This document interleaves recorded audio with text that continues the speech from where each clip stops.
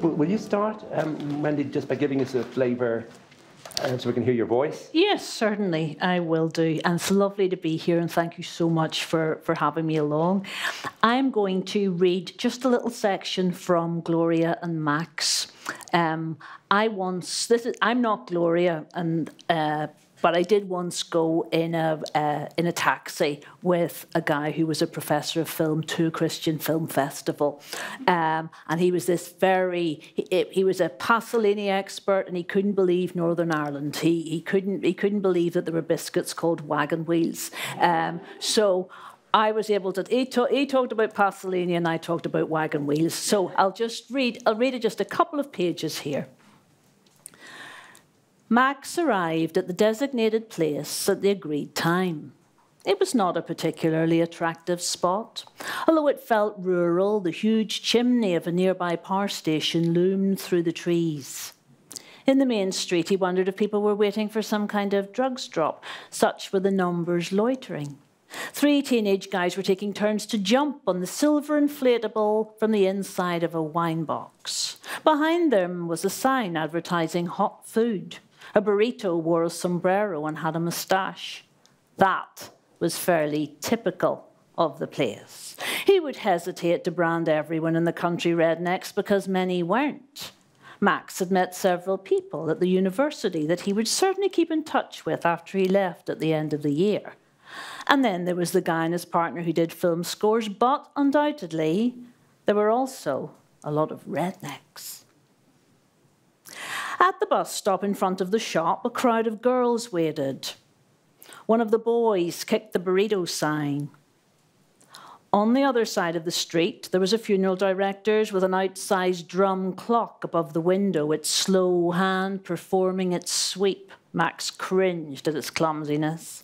And then, turning back, he saw a heavy-set, middle-aged woman in jeans, white trainers and a pale pink anorak. She had patchy, short blonde hair and looked entirely unperturbed as she stood against the front of the shop. Max wondered how this woman might feel about being in a car, an enclosed space with a man she didn't know. It might make her feel less uneasy if he banged on a bit about Yannicka. That would establish that he wasn't a threat and that Yannicka was a person who, if not there in physical manifestation, was constantly there in thought. Max rolled down the window. "Gloria," he said, not loud enough. "Gloria," he shouted. It sounded ridiculous, like some kind of dreadful Van Morrison tribute act. "Gloria!" The woman looked over unconcerned and then walked towards the car. "Hi," he said, once she got in beside him. "I'm Max, and even though I have no idea how to get to this place, I've got the sat-nav to help us." "It's a straight road," Gloria said, "to get there." "That's good to know," Max said, but he kept the sat-nav on. "So," Max said, "here we are on our way to this planning meeting. You're very interested in film?" Gloria considered this and then said, "Well, I watch a few things on the telly, now and again." "Well, film's actually what I'm involved in." "You make films?" No, I teach film at the university." "Oh," she said. "I'm a film academic." "Oh, film academic, teaching the people about films." "Yes." "How to make films?" No, how to watch them." "Lesson 1, how to turn on the TV," she said, looking out of the window of the car. "I've just moved to Belfast," Max began, "but actually my partner's still in London." "Well, she's from Finland originally, but she's in London." "Okay," Gloria said. "Yes, she's called Yannicka. The distance makes no difference, really. Not that we're so very far apart, really, not really. Belfast and London, we're, very in love." Gloria rearranged the hood of her anorak, where it got caught in the seatbelt. "Yeah," said Max. "Okay," said Gloria. "So what's your involvement then with this festival?" Max asked. "Mr. Anderson said for me to go," she replied. "Mr. Anderson's the boss of my place. He's the boss of all the homes. They're going to be bringing all of the old people from the homes to see the films." "That's going to be some job," she added. And what type of films do you expect that the old people will like? Old ones? Gloria asked. She looked around the car. You picking anyone else up? No, just you, Gloria. The cars flashed by in the other lane. There was a buzz in the car from a fly. It crawled along the dashboard and then flew off to land again on the dashboard. Where is the home where you work then? Max asked. On the way out of Carrick, she said. Max smiled. Well, that's dependent really on which way you came into Carrick, isn't it? Gloria paused. If you don't know whether you're coming in or out of Carrick, there's not a lot of hope for you, she said. I'll leave it there. Thank you so much.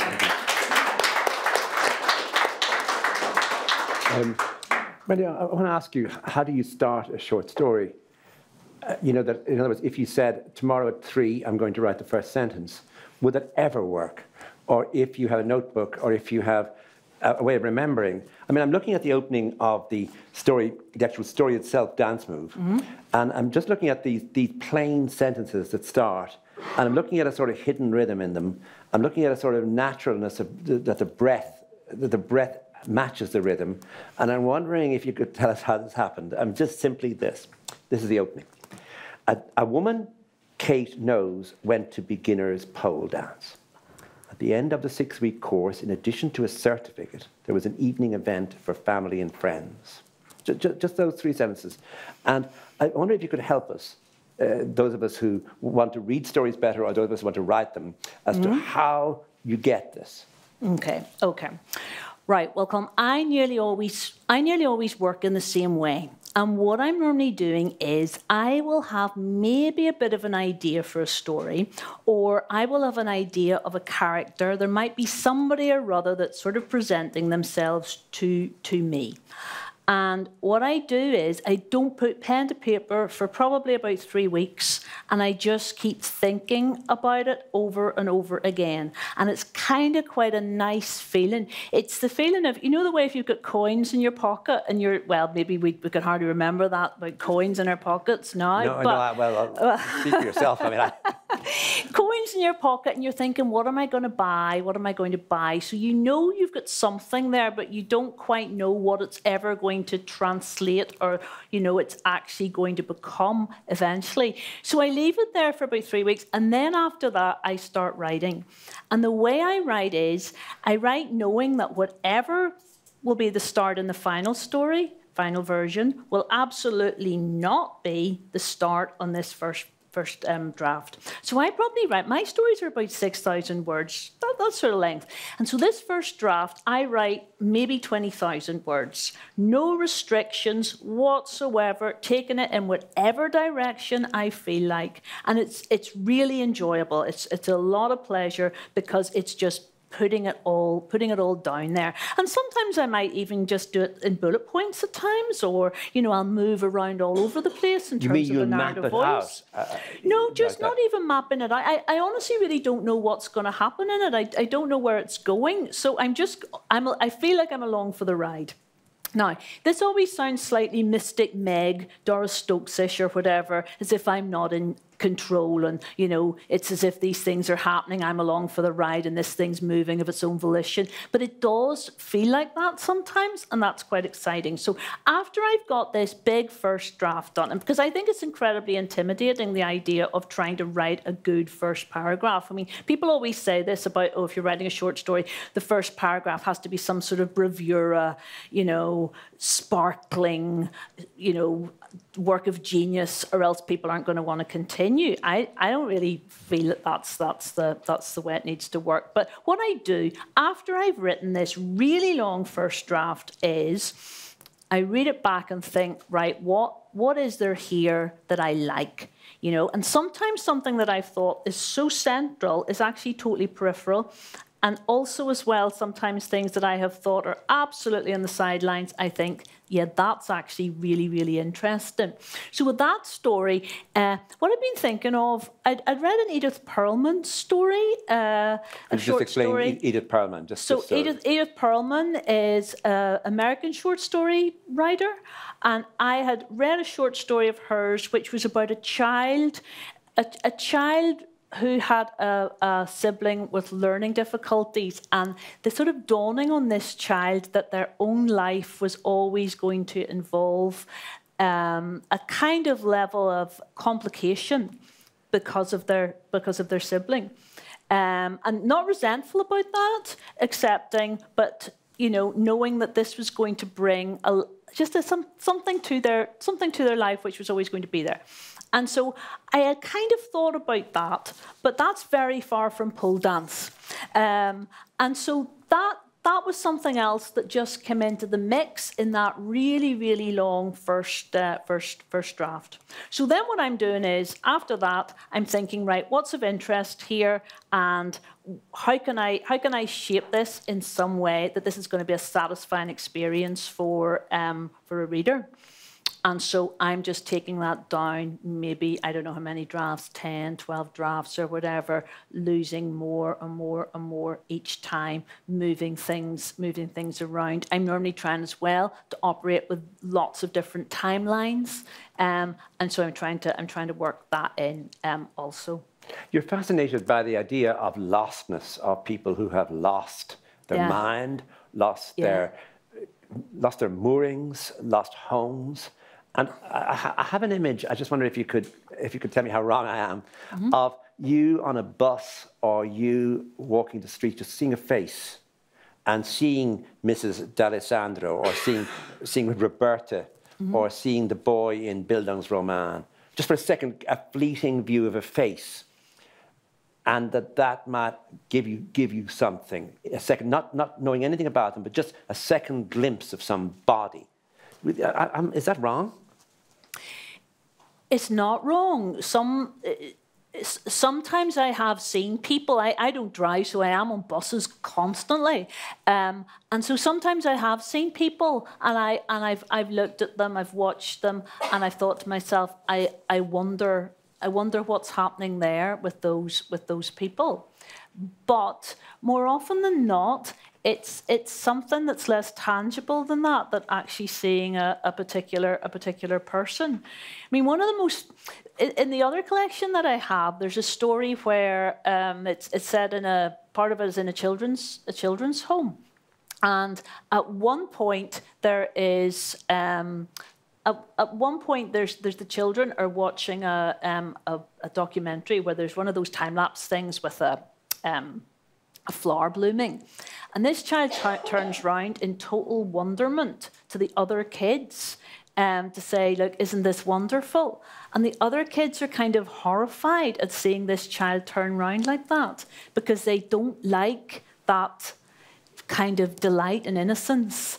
And they see that as something that's going to be dangerous for that child in that particular situation, to have such a delight and innocence. So, that was just something that visually came to me very, very clearly, which I ended up incorporating in one of the stories. Do you sometimes work with, I need to do the opposite of what you expect me to do? So if I have two sisters, let's start with two sisters. Okay, one is going to be in Northern Ireland, one is going to be somewhere in England, and you're going to have them meeting. And you've got all the class tensions, one of them husband's made a fortune, the other one, and so they're traveling. What actually begins to happen is a sort of extraordinary lust. I mean, a feeling of absolute sort of sexual desire that Rhonda has for her brother-in-law. That's a sort of creeping feeling that won't leave her alone, becomes totally convincing. The story is not about sibling rivalry. It's not about someone from Northern Ireland traveling. It's actually about something much more mysterious than that. It's to that extraordinary attraction she feels for him. And again, it's a question. There is a question, I promise, is, do you move towards that unexpected connection as you work, as you're drafting? Do you begin with the character? So you begin with, okay, sister in Northern Ireland, sister in England. One visits the other. Is that how it starts? Yeah, it starts. Yes, it starts with me thinking, right? Okay, here are these two sisters, and I had the idea that they were going to go over to one lot. We're going to go over to visit the other lot, and I really just wanted to get the sisters right. It's really not ever very schematic with me, where I'm thinking, okay, let's have a sort of antithetical movement here, or let's defy our reader's expectation, or anything like that. It was just what was generated by those particular characters. And so, like, one of the woman, you know, the way the woman is like, she really fancies her sister's husband, and he represents everything that she's not had, and, you know, he's well off, and, you know, he is so kind and all the rest of it. And then she sees his shoes, and it's just like, nah, right, sorry, right, it's nah, that's it. And, you know, I unplanned that, but it just came to me when I was writing it that just totally makes everything collapse. All those fantasies for all those months, shoes can just... And one time I was telling people about this, and there was a man wearing those shoes. You know the way they're Todds, or hopefully nobody's wearing them. But, you know, yeah. Yeah, we all got to start worrying about it, yeah.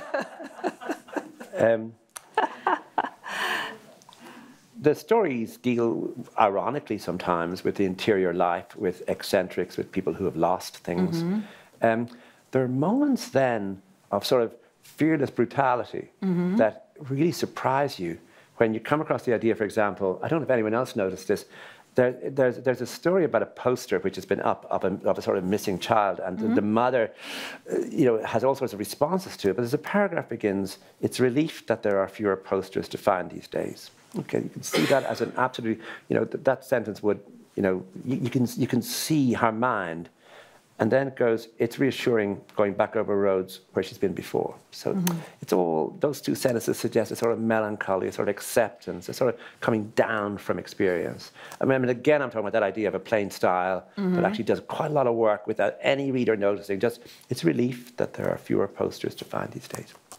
It's reassuring going back over roads where she's been before. You know, so you have that, mm-hmm. now look what you do. People defaced them sometimes. They poked out his eyes or drew glasses on him. She's seen approximations of penises, various shapes and sizes. Curtis wouldn't have been offended by that. She was called into the school once because he had drawn something similar on a textbook. He would probably find it funny. But for the reader, it's people defaced them sometimes. Watch how after the two plain sentences with quite a lot of single syllable words, mm-hmm. you go into a sentence that has only 4 words. People defaced them. Sometimes they did what? They defaced them. So you're dealing about a sort of an undercurrent sometimes of social unrest, to say the least, and a sort of violence in the air. Mm-hmm. Mm-hmm. Yeah, and how amazing have you worked with it so closely? Yeah, that's totally what it is. I mean, I was shocked when I came to it because, what I was finding in some of the stories was a sort of post-Troubles way of dramatizing interior worlds,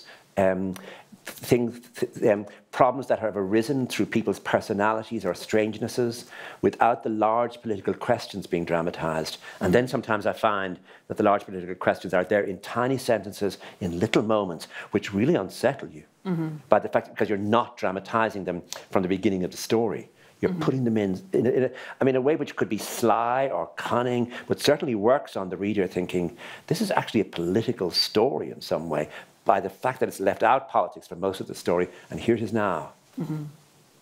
Yeah, well, I mean, I suppose what I was thinking was, you know, how do politics affect people in the North, and how does the legacy of the Troubles and all of that, how does that affect people?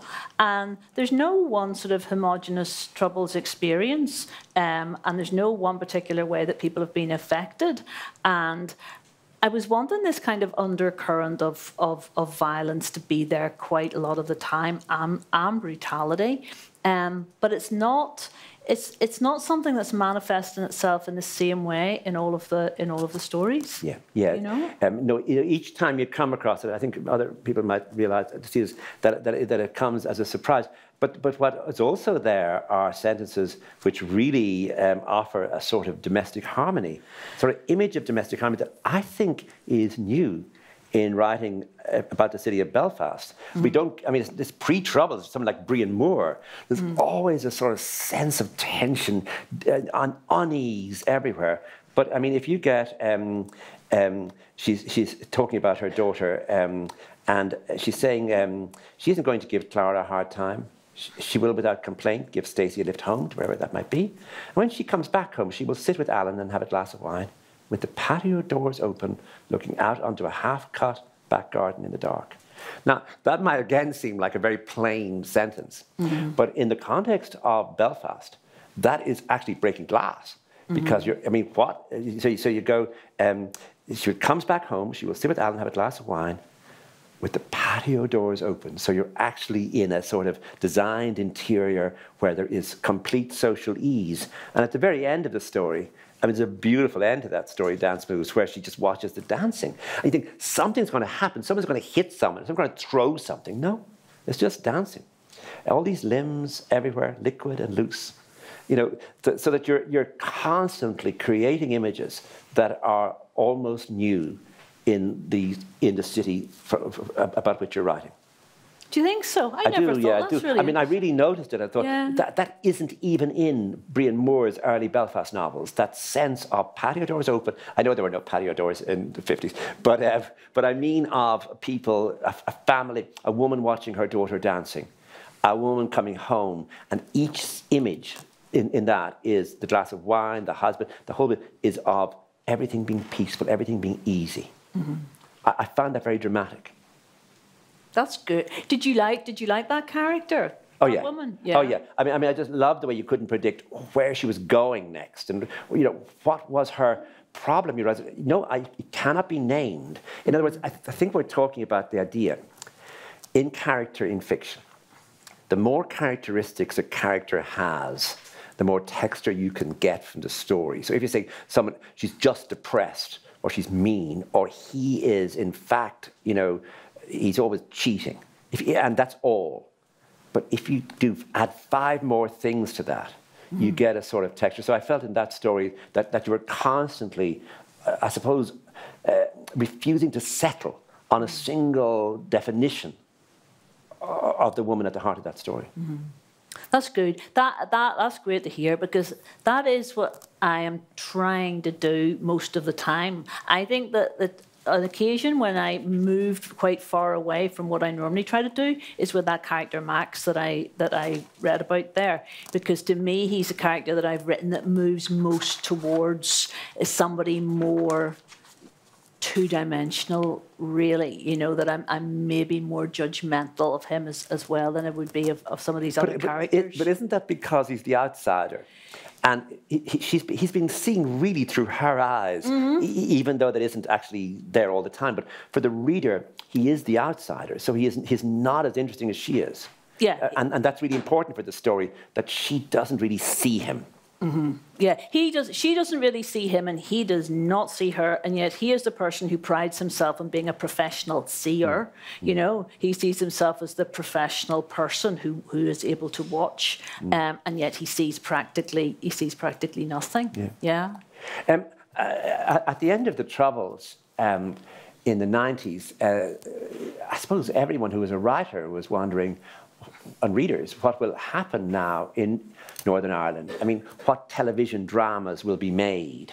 What images will come out of the society? What poems will be written? What novels will be written? Because if the society is now at peace, this essential drama that people have been working with for so long, all the images of disharmony or of pure violence or of sectarian hatred, since all of that will go, what will be left? And it seems to me that you have addressed this directly in this book, of saying, actually, if you don't mind, this old relationship, Catholic, Protestant, Northern Ireland, the mainland, Northern Ireland, the Republic, the Free State, that all of those binaries, all those old dramas, you're just not going to go, that there's nothing for you now in this. It's cliche, it's old, it's really has to be dealt with in a very, I think, confrontational way almost in a story. Saying, actually, if you don't mind, could we, I mean, we being people in Belfast, have fiction about ourselves in which there are just characters, and the characters' own strangenesses are what I'm going to dramatise, rather than the old story back again, that, oh, there was a Catholic and then there was a Protestant, you know. And you're just not, I wonder, actually, am I right in thinking the words Catholic and Protestant are not in the book? I don't think they appear at all. I don't think they do, so it's remarkable. Yeah. It's such a relief. Is it? Yeah. Yeah, oh, absolutely, yeah. Oh, that's good to hear. That's really good. But what I'm wondering is, did you actually, you know, work this out fundamentally for yourself, that I'm not going to try and find this old drama again? I'm going to try and find a new way of writing about character in my city. Well, I suppose my main thing is, Colm, I just do not think people wake up in the morning and when they open their eyes, the first thing they think is, I'm a Protestant.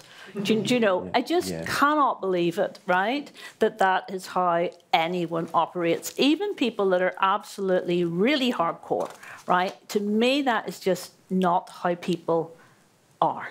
I think they wake up and they think maybe about the person they fancy, or they think about what they want to eat, or maybe they think about something to do with the workplace, or they think about a multitude of other things, other than that being the essential thing that they first consider.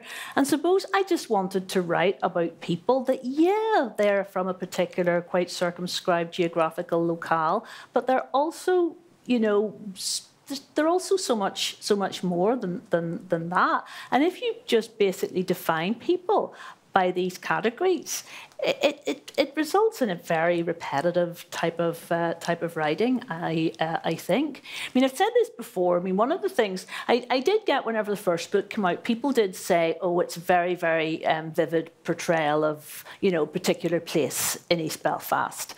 And that's very flattering, and that's very good. But you want to move beyond local colour literature, you know? If what's so delightful for people is that they can go, oh, I know that butcher shop, it's next to the, next to the beauticians, I know. That's not enough, you know. And what I ended up saying in this newspaper interview one time was, you know, I am trying to write about the world's biggest themes, right? Which made me sound the most pompous fool ever, you know. But I was trying to make the point that what I'm trying to look at here is, you know, trauma, loss, you know, coercion, all these sorts of things. And my friend sent me a message and said, oh, you know, great that someone's finally got round to doing it, you know, after all of these centuries of literature, that finally someone's writing about the world's biggest themes, and it's me, you know. I really did sound foolish. I just dropped that person. I would find that, you know, just delete all messages from them. I mean,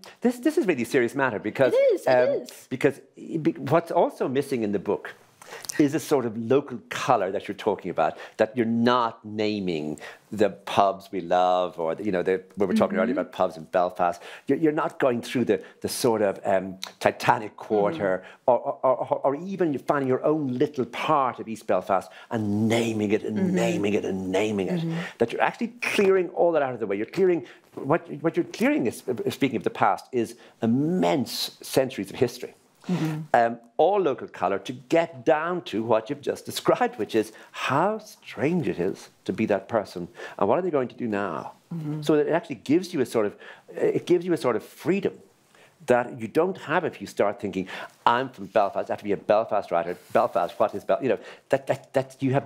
It seems to me deliberately. But I'm wondering how deliberate. It is deliberate, right? But here's the other thing that would be really remiss of me not to also talk about, is that I'm saying all of this, and I'm saying that these people aren't defined by where they're from. However, people have also said to me, do you think you'll be able to move beyond East Belfast? Or do you think you'll be able to, you know, move to a different type of, you know, a different type of milieu or whatever? And I kind of think, well, why would I want to do that? Yeah, did he ask Homer, did he want to move beyond Greece? Yes, well, that's, you know? that's the thing, you know, are people more interesting? You know, we're all sitting here, are there people more interesting because they live in Park Slope in Brooklyn? Are there people more interesting because they lived in certain parts of London or whatever? I just don't think people's lives are more complex necessarily anywhere else. There's something else you do in a story called Memento Mori, where, you know, okay, we have Belfast and we have two women who meet and obviously fall in love, and you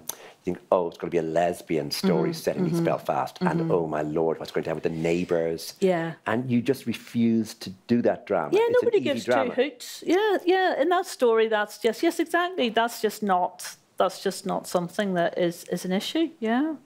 Yeah. Everybody here, I mean, we should have a vote after as to which story we like best. But I was telling you earlier that the story Cell really caught me because I didn't know for some pages where, why, what. But you were holding me by just her return to Belfast. So it's a sort of almost a classic shape to the story where someone has come back home and something has happened to them while they were away. And we're getting images of it and glimpses of it and clues about it. But we have to wait.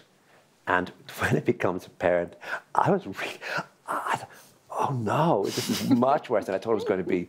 And, you know, and again, it's that journey out of Belfast. It's that journey to somewhere else where somebody goes through an extraordinary experience and then comes home. But anyway, that's my favourite.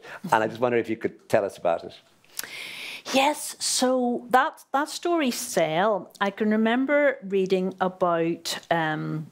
there was something like this happened in Brixton. I don't know if people can remember reading about this in the paper, hearing about it on the TV.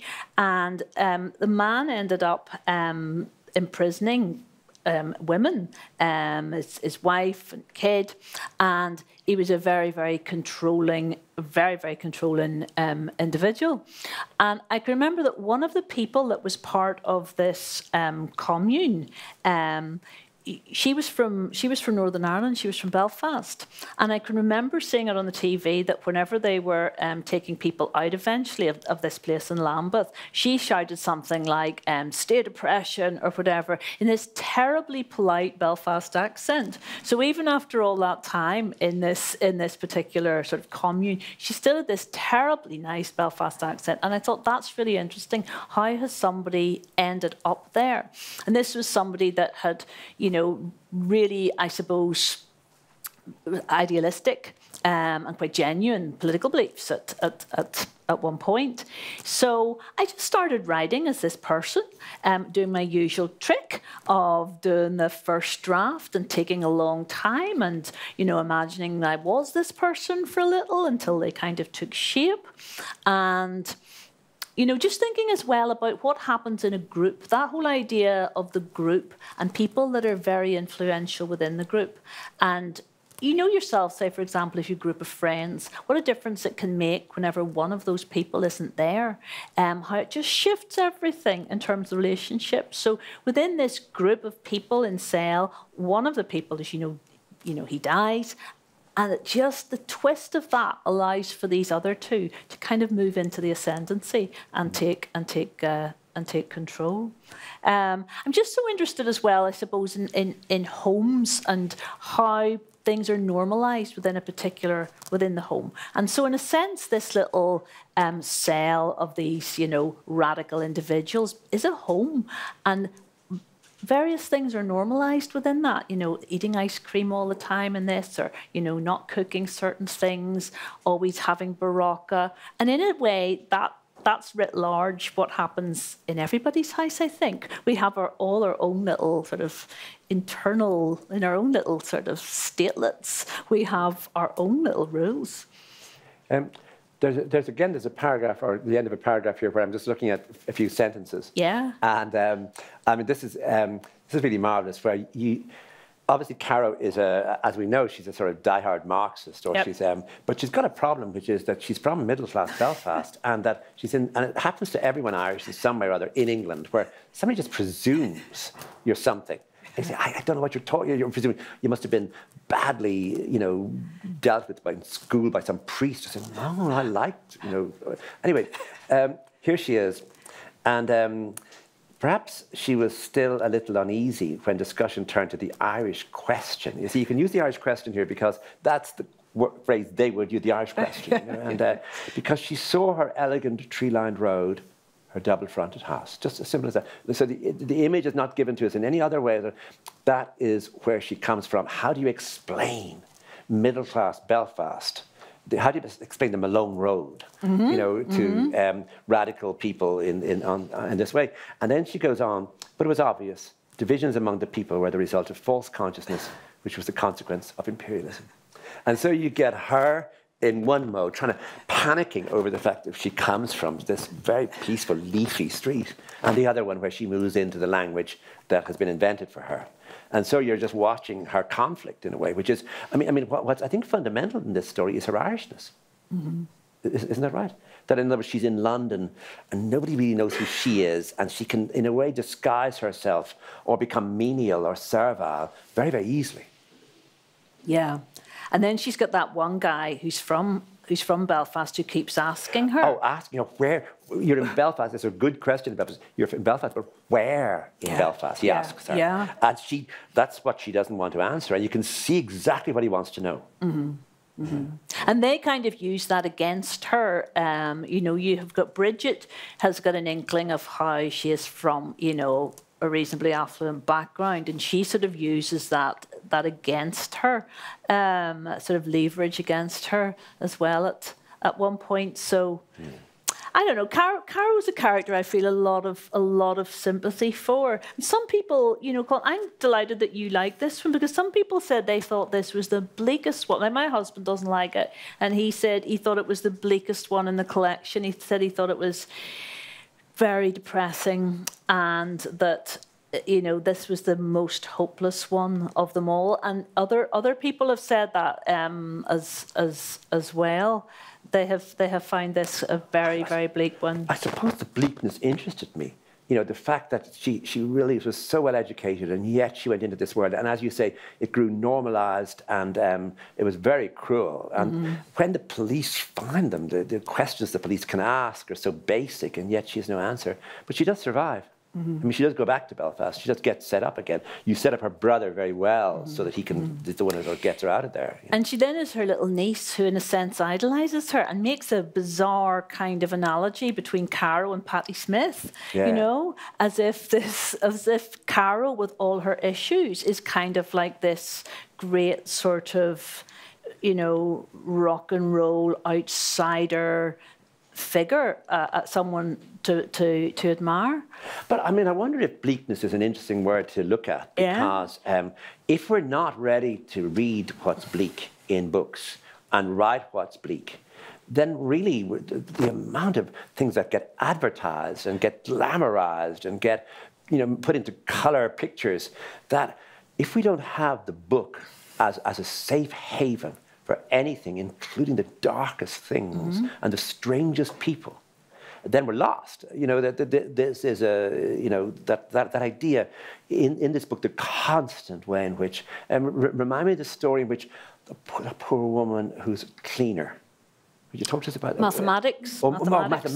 Yeah. That, for example, the way in which she's so lost and so ready to be servile and so longing for love. Yeah, so, that one, I just leave things in hotels all of the time, and I was thinking about, cleaning hotels, what it must be like, what you find from the people that have been there, and, what you, sort of ideas you conjure up about these people that have been in these particular rooms if you're cleaning these rooms. And then I thought, imagine if you found a child.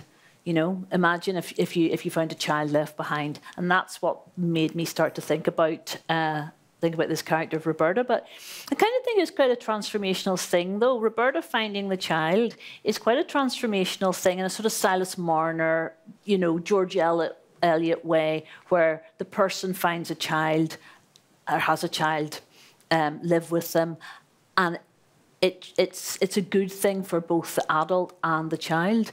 And so I suppose I thought that this was more upbeat, really, in the sense that, you know, Roberta is kind of somebody that loves her for this length of time, and also has responsibilities, and also has, you know, a feeling of warmth and all of that. And I hope that, I don't know what you thought, but I hope that she does find the child again. You know, I don't think it's absolutely impossible that, you know, she can't find the child. I think she may well do. Just before we take questions, I want to ask you, there's one word I didn't use, which I meant to use early, which is the word restraint. Yeah. That I think if you're writing stories, you have to always watch it, because it's very tempting to make characters do something. I think, what if they didn't do the thing? You know, what if the person feeling violent doesn't do anything? What if the person who wants to speak says nothing? And the one that really got me was it's Secrets Beneath a Beach Crystal, Cancun, where, you know, she's gone up to Portrush, God bless her, Linda, and, you know, she's staying in this mean hotel and things are not working. She's gone out for a walk and, you know, the wrong restaurant, she doesn't know what to do. And she meets this kid who is homeless, basically, and needs to get into her hotel. And eventually she lets him into her room, and you think, what are you going to do now? Because the temptation is, of course, look, her friend has gone off with a guy to Mexico, and you just think, surely the temptation must have been now to have a glorious night with, I mean, this very, I mean, I don't know what age, 20 or something, but like this glorious night of lovemaking that will rescue her from all her loneliness, and she'll never, but tell us, was that a temptation? Well, do you know, that was one of those ones where I was there, I just didn't know what way this was going to go. And there was always that absolute potential there. But the feeling that came over me when I was writing that, even in the very first draft, was this young man is like a replica of Richie. Who's her husband. Who's her husband. And she loves Richie, but all the things that have happened to Richie have made him an impossible person to live with. And I thought, she is now rejecting this young guy, despite the fact that he would represent all these things to her, because to do that pulls her in again to what it is she's actually rejected, and the person she rejected, she actually really, really loves. Yeah. So that's why I thought, let's not do that. And let's just go back again to, you'll go home and you'll have your Chinese takeaway again on a Friday night, and let's just continue. I mean, I suppose with short stories, I don't know if you feel this, sometimes there's this, you know, there's the feeling that people do have to have some kind of moment of change at the end, that there has to be something that in some way, you know, some moment of revelation or epiphany or whatever else, rather than okay, there was a slight chance for that, but let's just stoically continue on. That's a fascinating. I mean, I know that it's like you're a critic of your own story, but that's a way of reading it that I hadn't. That walking away from him liberates her. That it's not merely that she just doesn't feel ready for it, or that it's not the night for this, but it is that actually it is a game changer. Her she's tired of chancers. Yeah, really, isn't that? And you're dramatizing that idea of her just. It's not exactly liberating herself, because that's too strong a term. It's more gently getting out of a sort of, I suppose, history repeating itself. Yeah. But what's great is that whenever you write these stories, they're no longer your own. Once you've finished, somebody else reads them. Yeah, but it's fascinating to hear you talk about that. I mean, as your own reader in a way. Yeah. Well, thank you. Wendy, thank you very much for doing this, and it was a real pleasure reading your book, and I speak on behalf of everyone here to say that we're all really grateful to you. Honestly, I've loved it. Thank you so much. It's been wonderful to hear what you've said. Thank you so much. Thank you. Thank you.